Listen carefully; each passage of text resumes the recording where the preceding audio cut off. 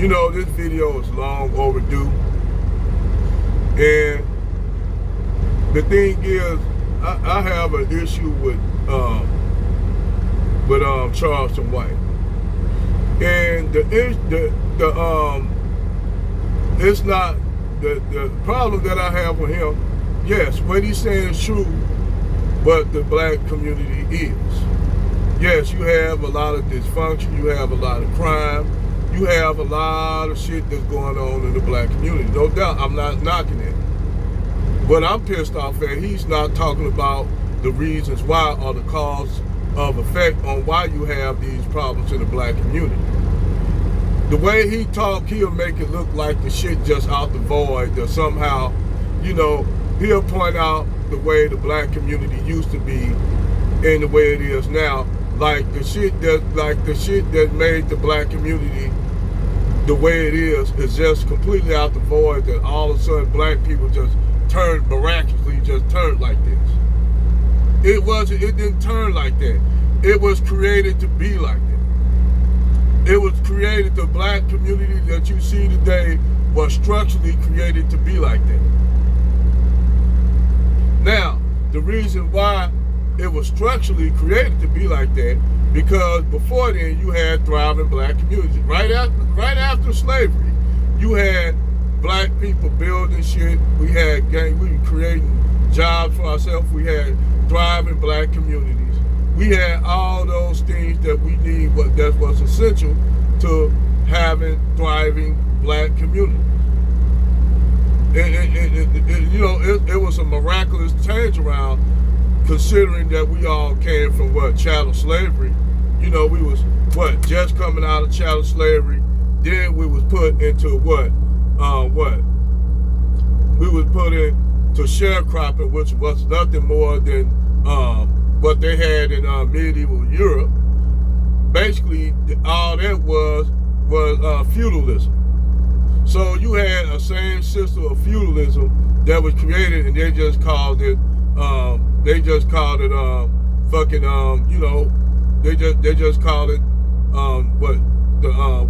the feudal system that they created, that they had in medieval Europe.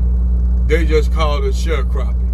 Same damn system that they had in Europe, that when they had serfs working the land. So what you had was people working the land, they made enough to eat, and then most of the revenue went to the landowners, who still was, some of them were former slave owners. Well, you got that into Reconstruction. Reconstruction was supposed to was land and politicians that was put in the South to basically run the black communities in the South.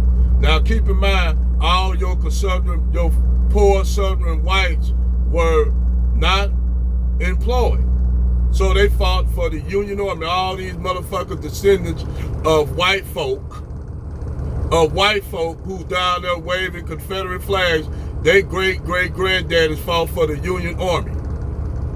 Which they ain't gonna tell you all this shit in school. They want you to think that it was a war between the South and the North. No, it was a war between the Southern planters and the unionized, industrialized North. They ain't gonna tell you all that shit. I need to turn this on. But they not gonna tell you this shit. Yes, you had black slaves who fought for the Confederacy, and they was whooping the Union ass. They was whooping the shit out of the Union ass. The Union was losing all kind of battles, and even though they were more industrial, they had all the weapons, they were losing through guerrilla attacks that the Confederates was having on Union positions. That's why they was losing, because you had people who were just fighting for a job and not for where they come from. So these poor white folks who you all see waving Confederate flags now, some of them were motherfuckers who fought for the Union. And then after the Civil War, because you started having black slaves defect to the North due to the abolitionist movement, they went to fight for the North. And what happened is, due to their battle expertise, they was winning a lot of the battles, like the battle of the Battle of Gettysburg, the Battle of Antietam. May I say more battles that you had those all-black unions whooping Confederates' ass, and then that's when they started hiring Confederate white Southerners to fight, and they still lost. Now keep in mind, they was losing. The Union was losing when they had poor whites who were Southerners fighting for them that needed jobs.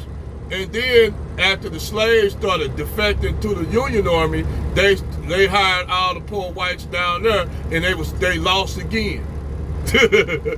So yes, Charleston White does explain that how you have black people who fought for the Confederacy, but of course they slaves. What you think they gonna do while you up there running around with a rebel or with a Confederate battle flag, which is not the flag of the Confederacy for you dumbasses? That was the battle flag, stupids. So now that I broke that down, you rolling all the way to Reconstruction. Abraham Lincoln had a Emancipation Proclamation bill, but before he signed it, he was assassinated. Well, they put the president in after him. His vice president came in, and the poor whites said, "Hey, we fought for the Union Army, so we should get rights down to the land." So he gave them rights to the land, gave the white planter class, who was now no longer, now they was landless because they didn't have no slaves, so they gave them reparations instead of giving it to the slaves. Wow, that makes sense.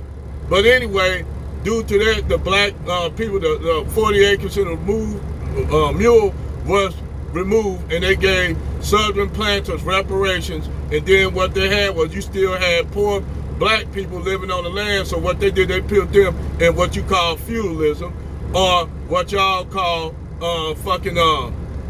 what you all call sharecropping. But anyway, due to all those hardships, and they put in the convict laws, the convict leasing, eminent domain, and all this shit. So the black people, the white folks down there said, "We want y'all out." So the white people, the black people that had money, during World War I, some of those soldiers came back for fighting the trench warfare of World War I. So they had money and resources, so they built their own thriving communities. That's how you got Black Wall Street in Tulsa, Oklahoma. That's how you got Elaine, Arkansas. That's how you got Slocum, Texas. That's how you got Rosewood, Florida. That's how you got Wilmington, North Carolina, East St. Louis, Seneca Valley, which is Seneca up there in Central Park, which they turned into Central Park, because we all know white people always advocate black people off their land when they're doing successful, turn them into lake towns, or either they burn them up just for the mere mention of some white woman getting raped or some black white man getting killed. Just for no reason, they'll destroy a whole community and sack it, because Tyrone and the black townships were doing better than the white folks, and they said, "Ain't no way them niggas should have a grand piano. I should have a grand piano." All that was a sacking, a looting, of thriving black communities. But yet, that wasn't it. Then that rolled into Jim Crow. So you got that Jim Crow rolling in. They put in all the Jim Crow laws and all that shit, so you got that going on. Then they redlining you at the banks that they went all the way up into now. Then you have what? Going into the 60s and 70s, you had what? Then they brought in second wave, basically third wave feminism, telling black people to basically sending this white woman named Gloria Steinem to create the feminist movement.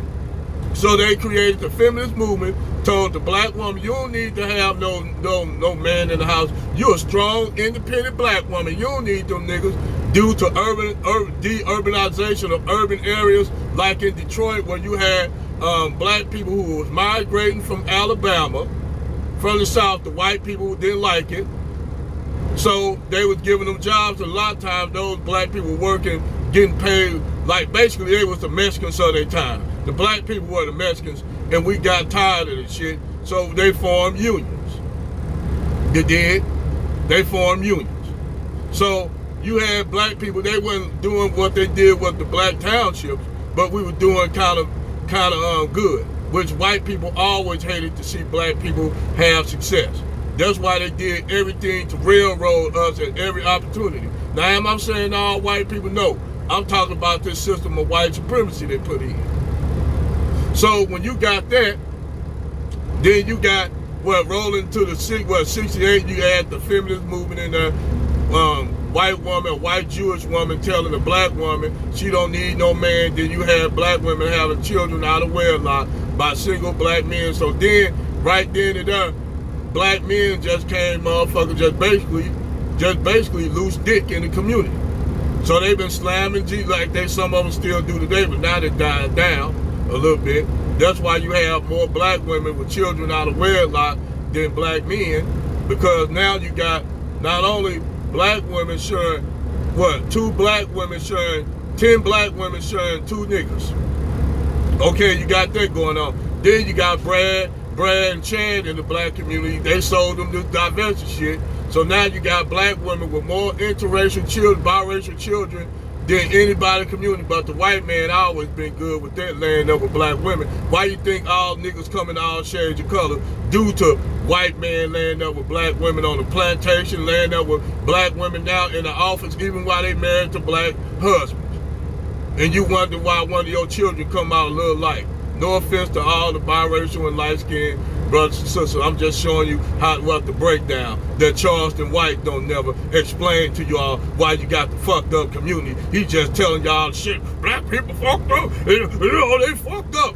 Not telling the reasons why.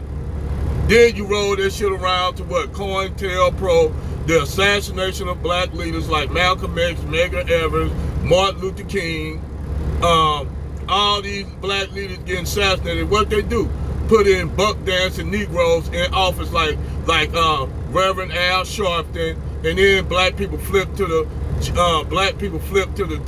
Democratic Party, which was the party of the Confederates. Yes, the Democrats. Now, am I trying to say that the Republican Party is any better? No. I'm just saying neither party's no good. Damn, have y'all ever listened to Malcolm X Ballad of the Bullet? Why I gotta explain this shit to y'all niggas? Y'all should know history. Y'all got all the shit at y'all fingertips to go find out shit, but y'all niggas don't look at it. Instead, y'all want to follow what Beyonce doing and what some celebrity doing. Y'all niggas are stuck on stupid. S-O-fucking-S. But let me finish this up so I can go ahead and get this shit out the way. Because I'm tired of them getting certain niggas platforms like Charleston White and K. Michelle and Ebony K. Williams. I'm tired of these niggas. They make me sick because they'll never explain the reasons why the community like that. So you roll around to COINTELPRO where they destroyed, like the Black Panther movie, destroyed all the leaders like Fred Hampton, Bobby Seale. A lot of the Black Panther party people were in prison or fucking killed. Rolling to the 80s when the U.S. military bombed the Philadelphia housing project. This your government.